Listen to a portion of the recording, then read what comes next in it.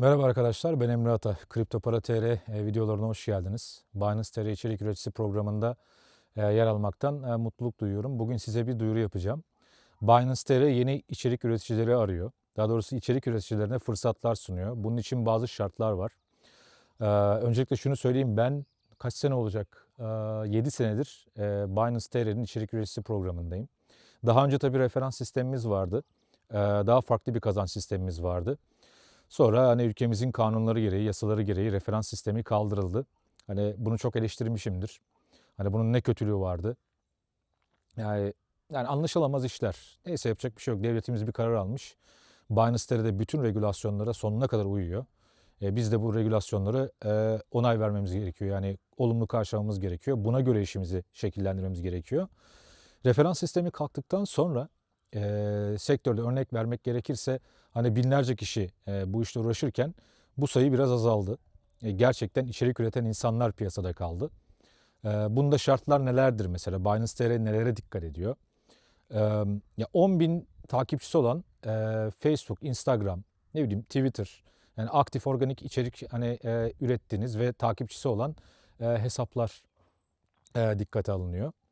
Bunun haricinde yine 10 bin günlük trafik çeken web sitesi sahibiyseniz bunlar da inceleniyor ve onaylanıyor. Bunun haricinde eğer YouTube'da 2000 veya 2000 kişi üzeri organik bir kanalınız varsa yine başvuru yapabiliyorsunuz. Bunun haricinde bir topluluk sahibiyseniz ve bu toplulukta 5000 organik insan ya da 5000 üzeri organik insan varsa bu şekilde de başvuru yapabilirsiniz. Hani neler katıyor Binance TR içerik üreticisi programı bize? Emeğinizin karşılığını alıyorsunuz. Ondan sonra daha Binance'ın ürünleri işte görmüş olduğunuz bu hani giydiğim kıyafet, evde anahtarlıklar falan da var. 7 senedir hani sağ olsunlar hani hep gönderiyorlar bir şeyler. Biz de video çekerken bunları giyiyoruz, kullanıyoruz. Yani bu tarz şeylere sahip oluyorsunuz. Ya eğer sosyal medyada içerik üretip hem de kazanç sağlamak istiyorsanız Binance TR gerçekten iyi bir platform bunun için. Yani katılım formu aşağı bıraktım zaten linki. Oradan tıklayıp oradan başvuru yapabilirsiniz. Ben kendi görüşlerimi aktarayım. Ben 7 yıldır bu içerik üreticisi programının içindeyim. Bana ne katkı sağladı bu durum? Ben 11-12 senedir hani kendim bildiğim bileli üniversiteden sonra, bu arada ben radyo, televizyon, habercilik terkim. Eğitimimi tamamlamadım. Ama bir ufak turizmle alakalı şirketlere girdim çıktım. Bir otel geçmişim var. Ama dedim ki bu ülkede yaşıyorsam dolar kazanmam lazım, döviz kazanmam lazım. Bunu nasıl yapabilirim? İnternetten bu iştirak işlerini kovalamaya başladım. Yani bu iştirak işleri de yani çok berrak, çok nasıl diyeyim size kazançlı olmayabiliyor. Yani örnek veriyorum işte bir dünyanın en büyük satış mağazası, online mağazasında bir şeyler yaptım ama karşılığını bulamadım. Onun haricinde bir web tasarım şirketi, Sürükle Bırak şirketinin işte Gönüllü Türk Türkiye Customer Support'un yani müşteri desteği birimini üstlendim. Gönüllü olarak yaptım tabii bunu. Bunu belirteyim. Çünkü bu tarz şirketlere kendimi göstermek de amacım. Ondan sonra kripto sektörü 2017'de sanırım bir patladı. Ondan sonra hepimizin hayatına girdi. Bitcoin'in bir 3.000 dolardan 7-8 bin dolarlara çıkması falan. Ee, O zaman işte bu kripto borsalarının iştirak sistemlerini keşfettim. Ondan sonra kendimce çalışmalar yaptım. Ya 11-12 senenin 8 senesi sadece deneyim kazanmakla geçti. Ne zaman ki ben kripto sektöründe bu affiliate ya da iştirak işlerine girdim, içerik üreticisi programlarına girdim. O zaman her zaman yaptığım içerik üretme işini yapmaya başlayınca karşılığını almaya başladım. Gerçekten benim için dönüm noktası oldu. Ne işime yaradı bu durum? Mesela ben bundan 4,5 sene evvel evlendim. Evlendiğim kadın bir Ukraynalıydı. Eee, Savaş çıktı. Malumunuzdur Rusya-Ukrayna savaşı. Hani burada aileme yardımcı oldum. Yerleri, köyleri işgal edildi. Yani onları ne diyeyim yani hayatta tutmak için, yani onların psikolojisini yüksek tutmak için, onları bu travmadan kurtarmak için elimden geleni yaptım. Yani bu kazançları hep kriptodan sağladım. Hani içerik üreticisi programından gelen kazanç da bana çok nasıl diyeyim can suyu oldu diyebilirim. Ya burada ne bileyim bir yandan tabii kazandığım paralarla kripto yatırım yapıp bir şeyler yaptım ama Hani örnek veriyorum, faturalarımı ödeyebilir hale geldim bu içerik üreticisi programından kazandığım paralarla, yatırımlar haricinde. Ne bileyim, arabamda bir problem olduğu zaman onun hani ödemesini yapar hale geldim. Ve hiç unutmuyorum, bundan 7 sene evvel, 6,5-7 sene evvel ilk paramı kazanmıştım bu tarz bir programdan, Binance TR'den. Daha doğrusu o zamanlar Binance TR, Binance TR değildi. Bunu da altını çizerek belirteyim. Market alışverişi yapmıştım. Hani gerçekten işe yarayan bir sistem. Hani online olarak internette çok fazla şey var, hani böyle gelin işte içerik üretin, size şu kadar komisyon verelim, şunu yapalım. Ama girdiğinizde yani olayların öyle olmadığını görüyorsunuz bu tarz şirketlerde. Bayağı bir berrak olması lazım şirketin. Hani hesabını verebiliyor olması lazım. Sana bir ödeme yaptığında, sana bir hediye verdiğinde biz sana bu hediyeyi şu amaçla, şunu yaptığın için verdik diye belirtmesi gerekiyor. Çünkü çok fazla böyle sistemler var. Mesela şimdi bir X borsa var. Globalde, ismini vermek istemiyorum. Bunlar da hani hepsi eşitken, Binance TR o zamanlar işte ne diyeyim bu kadar bir dev bir borsa değilken, X bir firma vardı. Ben bütün borsalarla çalıştığım için o borsayla da çalışmıştım. Bir okudum ki adamlar o zamanlar olan referans sisteminde iştirakların referans gelirlerini vermemişler. Adam almış, cebime atmış, ne yapmış bilmiyorum. Yani böyle şeyler de var bu sektörde. Neden Binance TR ile çalışmalısınız? İşte bunun en berrak örneği. Hani hesap verilebiliyor, karşınızda muhatap var. Yani her şey usulüne uygun gidiyor. Türkiye'deki regülasyonlara uyuyor. Hani daha ne işime yaradı bu Binance içerik üreticisinde kazandığım hani hediyeler veya kazandığım para? Benim annem işte, sosyal medyada tanıyanlar bilirler, hani ben çok zor süreçler geçirdim, böyle savaş olsun. Savaş tam böyle işleri yoluna koyduk. Hani biraz hani toparladık derken benim öz annem işte maalesef akciğer KA hastası oldu. Adını anmak istemiyorum bu hastalığın. Hani devletimiz sağ olsun. Allah razı olsun. Hani kemoterapi, radyoterapi paralarını üstlendi. Hani onları annem SGK'lı olduğu için ödedi. Ama hastaneye yakın olmak için ev tutma durumları, onun haricinde ne diyeyim, ya, onkoloji hastası tanıdığı olanlar bilirler. Bir ağrı, bir sıkıntı geldiğinde taksi bulamayabiliyorsunuz İstanbul'da. Ambulans çağırdık, bunun ücretleri. Hani bunun gibi şeyler hatırlamak bile istemiyorum, yani Allah yaşayana da yardımcı olsun. Hani bu içerik üreticisi programından kazandığım paralarla hani bunları, işte aileme bu konforu sağlayabildim. Hani bayağı bir yani bana yardımcı oldu ki şu anda ben zaten kendi yaptığım işin dışında hayatımı kriptodan kazanan bir insanım. Yani eğer bu hayatta bir şey yapmak istiyorsanız, içerik üreticisi, hani zaten halihazırda içerik üretiyorsanız ama karşılığını alamıyorsanız, alamadığınıza inanıyorsanız, hani Binance TR sizin için büyük bir fırsat. Hani şartları tekrar söyleyeyim. Hani 10.000 aktif kullanıcınız, 10.000 üzeri aktif kullanıcınız varsa bir sosyal medya platformunda, 5.000 plus, yani 5.000 artı bir community'ye hitap ediyorsanız, 10.000 kişilik trafiği olan bir web siteye sahipseniz, 2.000 veya üzeri abonesi olan bir organik YouTube kanalınız varsa, Binance'de içerik üreticisi programına başvurabilirsiniz.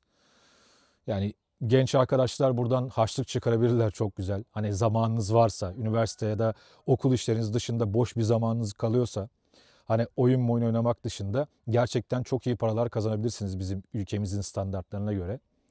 Benim gibi 39'undan hani artık gün almışsanız, yuva kurmuşsanız, ek bir gelir gerekiyorsa, gerçekten hani ayda birkaç saat işte emek harcayıp halihazırda yaptığınız şeyleri yaparak yine bir kazanç elde edebilirsiniz. Tabii burada orijinal, yani özgün içerik üretmek lazım. Kimsenin içeriğini kopyalamamak lazım. Şu an benim yapmış olduğum gibi organik bu şekilde video çekerseniz, yani ne diyeyim, daha sağlıklı olur. Ya çünkü günümüzde yapay zeka dönemindeyiz. AI influencer'lar var. Mesela ben şu anda AI influencer'larla savaşıyorum. Aslında bir savaş değil. Ben organik yapmam gereken işi yapıyorum. Ama artık teknoloji birçok şeyi siliyor. Hani birçok iş koluna darbe vurabiliyor. Ama biz de elimizden geleni yapmak zorundayız. Hani AI influencer da yapabilirsiniz. Hani kamerada kendinizi göstermek istemiyorsanız. Ama tabii ki yapay zekayı hazırlatıp ondan sonra yapay zekanın hazırladığı şeyi içerik olarak sunarsanız bunu kabul etmeyebilirler. Çünkü işin içinde bir emek olması lazım. En azından böyle bir şey hazırlıyorsanız hani bir kapak bir şey hani ona kendiniz eklemeler yapmanızı tavsiye ederim. En azından onu özgünleştirin. Yani eğer bunu direkt kabak gibi hani yaptırıp ben yaptım diye sunarsanız sistem de size çok güzel yapmışsın deyip tebrik ederiz der. O kadar. Yani bunlar size verebileceğim bilgiler.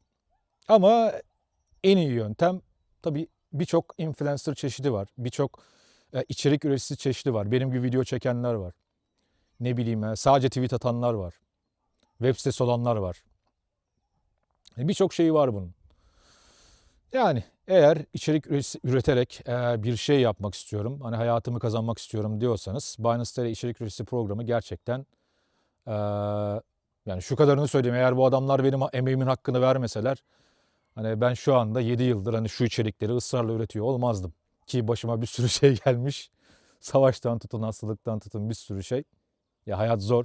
Genç arkadaşlarımız ileride anlayacaklar. Yani tavsiye ederim bir değerlendirmenizi. Sektör konusunda da şunu söyleyebilirim. Lütfen FUD nedir, FOMO nedir? Bunları bir araştırın arkadaşlar. Mesela copy trading yöntemleri falan var. Ya bu ben bu sistemi eleştiriyorum. Kimse kimsenin riskine ortak olmamalı. Ya dikkatli olun bu konularda. Hani bizim de var arkadaşlarımız hani adam hayatını öyle kazanıyor. Hani şu coin'e girdim. Yok şu coin şunu yapacak. Şu coin'e bu kadar yatırım yaptım. Yani bunu engelleyemiyoruz maalesef. Engelleyemiyorsunuz. Hani bu tarz sistemlere girdiğinizde bir kişinin riskine ortak olduysanız hep şu örneği veriyorum. Örnek veriyorum. Adam dedi ki işte ben şu coin'e giriyorum. Ne kadar dedim? Yani 10 bin dolarlık yatırım yaptım dedi ya da 100 bin dolarla girdim bu parayı dedi. Örnek veriyorum. Sizin var 5 bin dolarınız. Senelerce biriktirmişsiniz.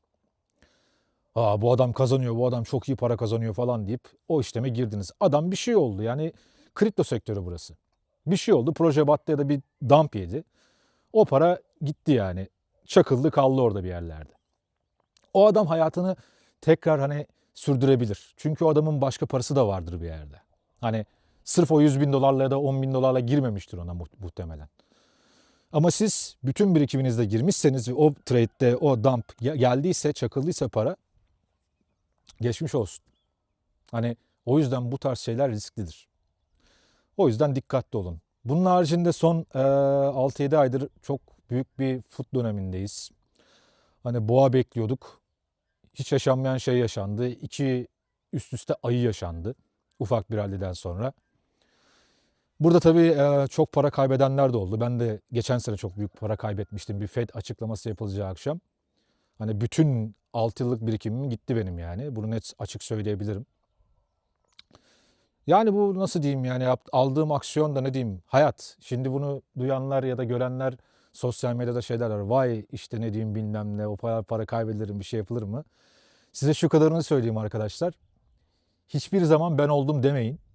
Ben artık tam oldum demeyin. İkincisi sosyal medyada bir kayıp, bir trade hikayesi gördüğünüzde negatif.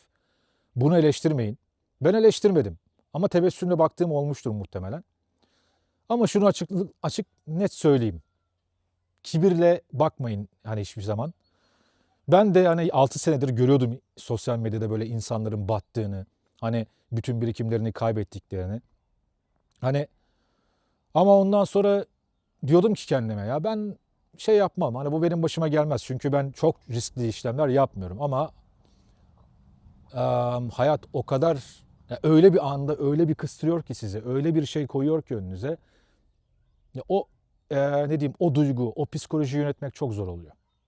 Bu yüzden o yüzden nasıl desem ya nasıl ifade etsem ya psikolojisi en taş, en deneyimli adam bile bunu yaşıyor arkadaşlar. Hayat sizi öyle bir tutuyor ki yakalıyor ki bir aksiyon almamız gerekiyor o anda.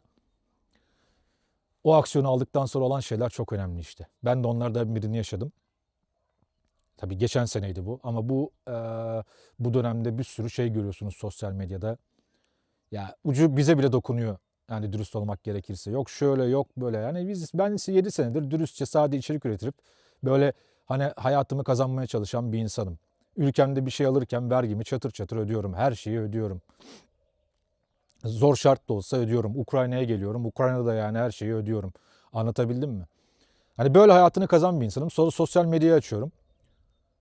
Yok işte şunlar böyle, bunlar bucu, yok bunlar şunun adamı, yok bunlar şunun adamı falan filan. Ya bir savaş dönüyor sosyal medyada. Bunun amacı da şu, hani ya isim vermek istemiyorum. Birileri kendi komünitesine kullanıcı çekmeye çalışıyor. Bunu yapmak için de birileriyle anlaşma yapıyor. Onlar da X işlenediğim borsayı kötülüyor. Yani bunlar hoş şey değil ama ticaret hayatında oluyor böyle şeyler. Yani biri görürseniz sosyal medyada gerçekliğinden emin olun. Tarayın, direktman inanmayın. Hani bakın, araştırın, görün. Doğru kararı siz verin. Ama bu dönemde yatırımcılar için söyleyeyim, burada da çok fazla korkunç bilgi göreceksiniz. Hani görüyorsunuz da, yok şu batıyor, yok şu gidiyor, yok şu şunu dolandırdı, yok şu şunu soydu, yok şunun serveti bilmem nereye ulaştı. Yani bunlar hep korku salan şeyler. Hani elinizdeki parayı, ne diyeyim, 5 dolardan aldığınız coin'i, şimdi o coin düştüyse 1,5 dolara, 1 dolara ya da sente, işte sattırıp sizin elinizden almak için piyasanın senelerdir uyguladığı korku psikolojisi. Buna FUD diyoruz. Hani bunların ne olduğunu öğrenin. Hani Binance TR'nin bilgi sayfaları var. Oraya girin, bunları araştırın. İnanın hani biz de 7 senedir bu sektördeyiz. Biz bir de korkuya kapalıyoruz yani. Biz de aksiyonlar alıyoruz. Mesela bir örnek vereceğim size. Kaçtı? 3 sene evveli sanırım. GMT diye bir, Stephen diye bir coin çıktı. Bunu koşuyorsun, yürüyorsun falan, böyle coin kazanıyorsun. Neyse, ben bunda işte bir yatırım yapmıştım. O anda işte Ukrayna-Rusya savaşı çıktı. İşte eşimin annesini, işte eşimle annesini Ukrayna'ya gitmişti, kızcağız da işte doğum günü diye annesini. Ben işler yüzünden Türkiye'de kalmıştım. Hani oradan Dışişleri Bakanlığı'yla, Allah razı olsun, hani koordine ettik, kurtardık, uçurduk falan. Sonra dedim ki, yani özet, detaya girmeyeyim. Hani dedim ki elimde para olması lazım dedim. Keşe çıkayım dedim. Keşe çıktım. 20 gün sonra 3 sent olan para çıktı 4 dolar oldu. Çıkmasam bir evim vardı ülkemde şu anda.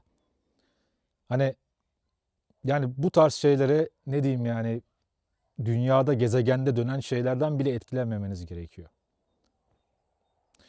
Bunları hatırlarken ben de biraz garip oluyorum ama yapacak bir şey yok. Yani özetle, Binance içerik üreticisi programına girerseniz, daha ne kadar anlatayım bilmiyorum. Yani hayatta kalmanızı sağlayan bir sistem. Gerisi size kalmış. Lütfen bir coin'e yatırım yapacağınız zaman da kendi araştırmanızı kendiniz yapın. Ne olduğu belli olmayan insanlardan, hani diyeyim, böyle yatırım tavsiyesi alıp girmeyin bu işlere. Ya bir örnek vereceğim. Adamın hesabında var 50 milyon dolar. Adam sana gösteriyor tweette, X'te, hani böyle 50 milyon dolarım var. Zararım işte, ne diyeyim, 15 milyon dolar. Adam birkaç gün sonra şöyle bir tweet atıyor. 10 bin TL'mizi işte, ne diyeyim, 200 bin TL yapacağız, 1 milyon yapacağız ya da başka bir şey X. Ya arkadaşlar, 50 milyon dolarınız olduğunu bir hayal edin lütfen. 50 milyon dolarınız var bankada. Yani yapılacak daha farklı yatırımlar, daha farklı şeyler var. Kalkıp da yani bir sosyal medyada insanlara, ya 50 milyon dolarım var benim, ya örnek veriyorum, kalkıp 10 bin TL'ni 1 milyon TL yapacağız, hadi bakalım. Hani 20 bin TL'ni, ne diyeyim, hani araba aldıracağız sana falan filan. Ya Allah aşkına, bunlarla uğraşır mısınız? Kendinize bunu sorun. 50 milyon dolar bir yerde vardır ve adam bu tarz şeyler yapıyordur. Bundan geçimini sağlıyordur. Neden bunu yapabilir? Belki bir borsayla ortaklığı vardır. Belki o para gerçek değildir ya da gerçektir. Ama lütfen, hani bu tarz şeyleri gördüğünüzde daha bilinçli olun. Yani şahsen benim 50 milyon dolarım olsa, ya yine içerik üreticisi için program çekerim ama sadece bilgilendirici. Hani benim hayatta kalmamı sağlamış olan şirkete saygımdan dolayı. Benim aklıma o geliyor şu anda. Ya aslında video çekmeye pek zamanım olmaz, yani dürüst olayım. Kendimi kandırmayayım yani. 50 milyon dolarım olsa, ne bileyim, 50 milyon dolar olan insanlar ne yapıyorsa onu yaparım herhalde. Bakın, kendi ağzımla söylüyorum, 50 milyon dolarım olsa ne yaparım? Lütfen hani bu tarz tweetler, şeyler gördüğünüzde dikkatli olun. Neyse, videoyu kapatırken de şunu söyleyeyim. Çok kayıplar yaşadık. Herkese geçmiş olsun. Umarım spot'tan hepimiz, bir rally gelir, boğa gelir de hepimizi kurtarırız. Hani bütün kasamızı kurtarırız. Üzerine hedefi koyduğumuz kazanca ulaşırız. Düzgün bir vergilendirme sistemi gelir. Adil. Hani bizim gibi web emekçilerini paramparça etmeyecek. Yani devletimizden alacağı her karara zaten saygılıyız. Bakalım hayırlısı olsun.